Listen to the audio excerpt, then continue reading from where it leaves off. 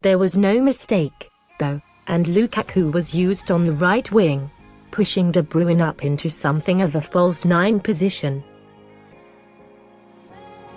It worked just as was intended, as Belgium swept past one of the tournament favourites to make the semi-finals, with Lukaku a key pawn in Martinez's tactical game plan.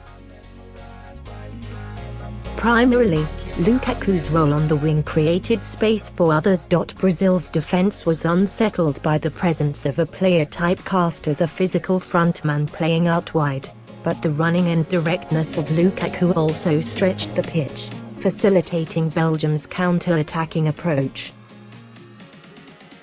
He did damage and could have done more had his teammates found him more often. It wasn't just in the win over Brazil that Lukaku showed his true worth at the World Cup.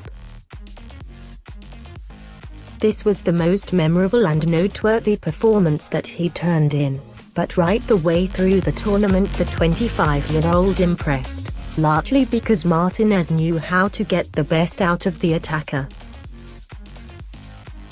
There's a reason Lukaku is the top goal scorer in his country's history, netting 12 times in 15 appearances for Belgium in 2018. Mourinho watched Lukaku at the World Cup. He was a pundit on Russian television for the tournament, and yet he has learned nothing from the way Martinez used the forward during the summer. The Man United boss has the utmost faith in his number 9, playing him for almost every minute of nearly every match this season, but that has been to his players' detriment.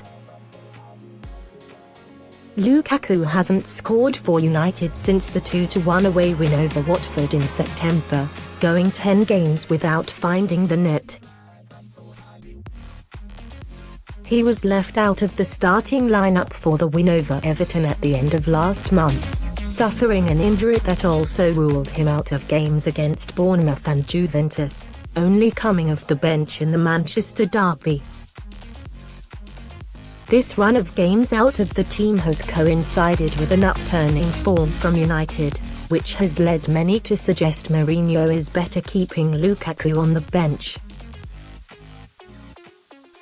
Marcus Rashford and Alexis Sanchez, it is widely believed, are more effective at getting the best out of Man-Up's otherwise dynamic attacking line.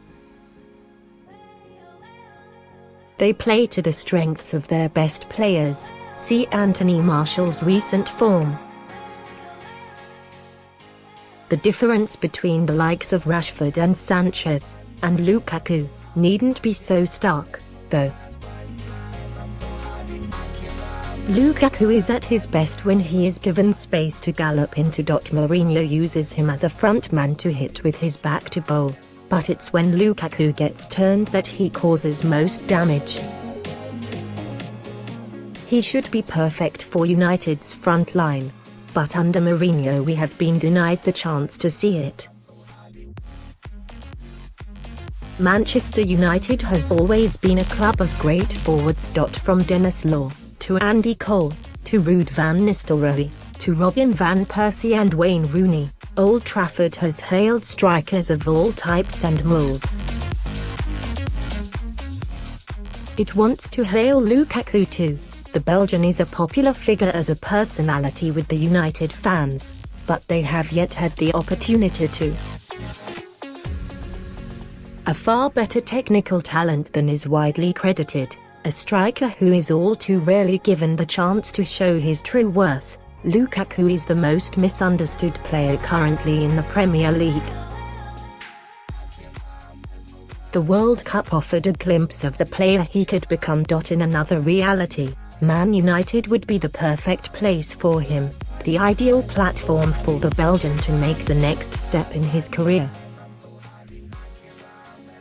He should be a full-fledged superstar. This isn't another reality, though.